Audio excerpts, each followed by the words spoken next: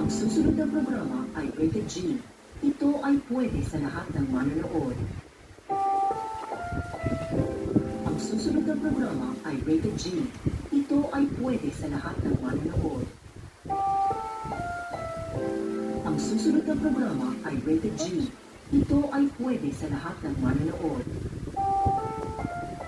Ang susunod na programa ay rated PG. Patnubay at gabay ng magulang ay kailangan sa mga batang manonood. Ang susunod na programa ay rated PG. Patnubay at gabay ng magulang ay kailangan sa mga batang manonood.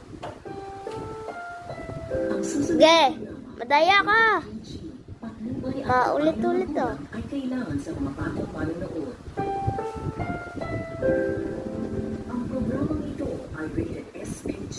Striktong patnubay at gabay ng magulang ang kailangan. Maaaring may masisirang tema, lengguwahe, karahasan, sexual, horror o droga na hindi angkop sa mga bata.